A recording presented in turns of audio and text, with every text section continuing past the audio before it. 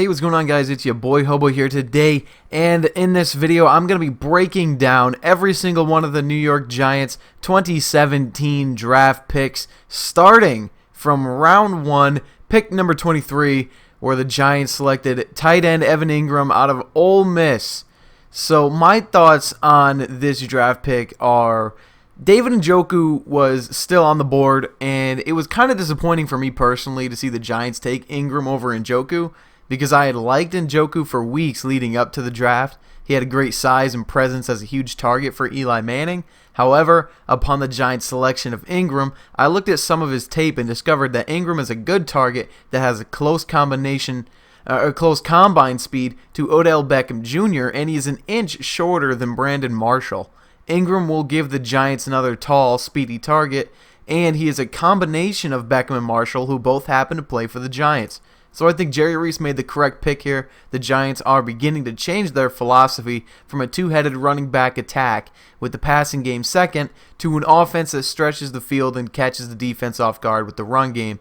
I give the Evan Engram pick an A+. Then in the second round, pick number 55, we went with Dalvin Tomlinson, defensive tackle from Alabama. My thoughts on this are, Tomlinson was brought in for the simple reason of replacing Jonathan Hankins. However, I think we're getting a way better version than Jonathan Hankins with this pick. Damon Snacks Harrison is a monster in the run game, and Tomlinson complements him well. DT, as I will now call him, is a good player against the run, but his strong point is getting to the quarterback. DT can eat up centers and guards with high efficiency. The Giants' defensive line is easily their strongest point, even though the wide receiving core is outstanding. I give the Dalvin Tomlinson pick a B+. In the third round, with pick number 87, we went with Davis Webb, quarterback, Cal.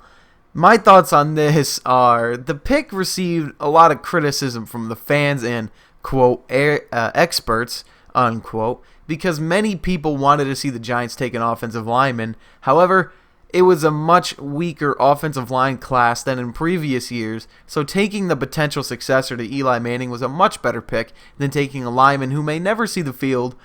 Davis Webb has probably the strongest arm in the whole 2017 draft, maybe other than Kansas City Chiefs quarterback Patrick Mahomes.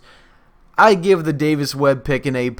It's going to be exciting to see Webb be fighting for that number 2 spot behind Eli Manning with Keith Wenning and Geno Smith. And I really have this feeling in my mind that Davis Webb could be the successor to Eli Manning. And then in the fourth round, with the 140th overall pick, we selected Wayne Gallman, running back from Clemson. Now, Wayne Gallman is the national champion. However, he hasn't received the publicity that his teammates Deshaun Watson and Mike Williams have received, and that was the best for the Giants, who were able to have Gallman at 140. Gallman is a perfect complement to Paul Perkins and Shane Vereen. Perkins is your speed back who can make people miss in open space, and Gallman is the power back who will force people out of the way. Then on passing down, Shane Vereen can come in and catch the ball well out of the backfield and get easy first downs. Gallman will provide the Giants with the most complete backfield that they've had since 2011 with Ahmad Bradshaw and Brandon Jacobs. I give this Gallman pick an A-. In the fifth round, with the 167th overall pick, the Giants selected Avery Moss, defensive end from Youngstown State. Now, Moss has had some character issues. He got banned from Nebraska's campus after pleading no contest to a public indecency charge that forced him to miss his entire 2014 season. The next season, he had 10.5 sacks. Moss said he underwent counseling and found himself, and the Giants do see some upside in Moss as a 3- and 4-down edge rusher that can come in when Jason Pierre-Paul or Olivier Vernon check out of the game, which it probably won't be Vernon because he plays every down, and he can still put pressure on the quarterback, if not get to the quarterback.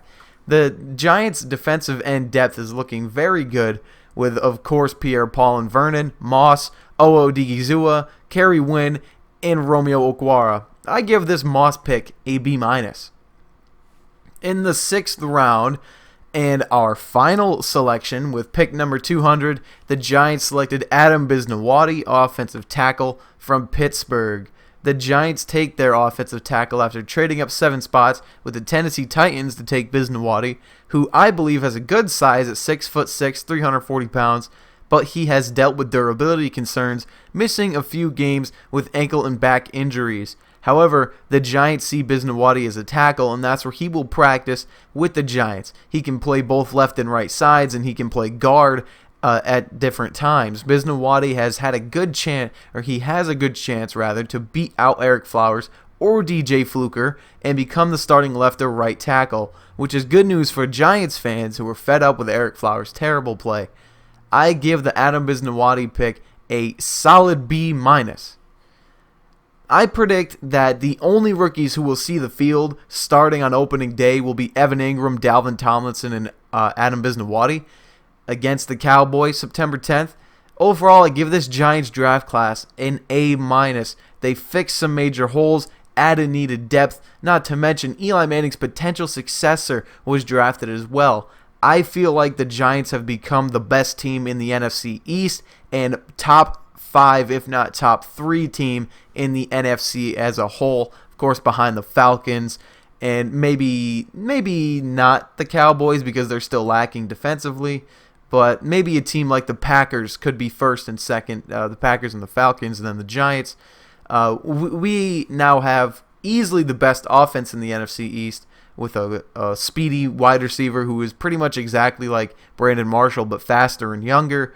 That passing attack is ridiculous. The offensive line, if that comes together, Watty will take over at left tackle, hopefully. Throw Ereck Flowers to the bench, and I think DJ Fluker has a lot more upside than Ereck Flowers, so I think that completes our offensive line minus the right guard spot. However, that can also be fixed at a later date.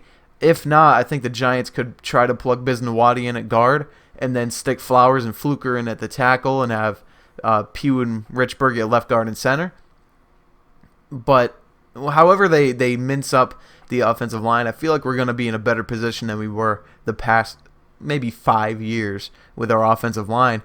And then, of course, quarterback is still solid. Eli Manning is the quarterback for the New York Giants. He will be for probably 3 or 4 years. And then the running attack, I think, has just picked up a lot of steam with the pick that we had of Wayne Gallman. I feel like he adds such a new dynamicism. I don't know if that's a word, but I think he adds such a new aspect to our running game that we haven't had in a while that we're going to benefit from greatly. And then, of course, on defense, a lot of people expected maybe we would try to get Jabril Peppers because I believe he was still on the board by the time we made our pick, but maybe we could get a safety. However, the way I see it is Andrew Adams is going to be our starting strong safety, or excuse me, free safety, whatever they play, I don't care. And then Landon Collins is, of course, your number 1 safety. And we get Darian Thompson back, who missed all of last season with an injury, who plays the same position Andrew Adams plays. And Andrew Adams had a strong year last year, so they're going to have to compete to get that starting job. And that's going to be interesting because I like both of them. So I feel like the safety spot we've got totally covered. Our corners, fantastic up and down. The defense, the linebacking core, I think is not exactly going to blow people away next year, but it's not going to be the weak point of the defense because B.J. Goodson, I believe, will be getting the start at middle linebacker. And I like B.J. Goodson. He's a kid from Clemson that we drafted last year. I like his upside. I think that he's going to be the next great Giants linebacker. Don't quote me on that. And then, of course, our left and right outside linebackers are pretty solid. And then, of course, our defensive line, like I said earlier, strong point. So I think the Giants have a excellent roster, and they drafted an excellent class. And I saw the list of all the undrafted free agents we signed. Oh, my goodness. We're going to have some serious competition come training camp for some of these starting spots. And I think that that's a good thing. And I think that that's going to elevate us to the NFC East Championship and another playoff berth. Hopefully we get farther than last time. Hopefully we don't even have to go to the wild card, but, whatever. I digress. I think that overall, we're looking better than we did last year. And last year, we were pretty damn scary. So that's my analysis of the 2017 NFL Draft for the New York Giants. Thank you all for watching. If you enjoyed, drop a comment down below. Leave a like on this video. And if you haven't already, hit that subscribe button because it's the #1 way to help the channel. Thank you all for watching. That's going to do it for me, your boy Hobo. And I'll catch you guys in the next video.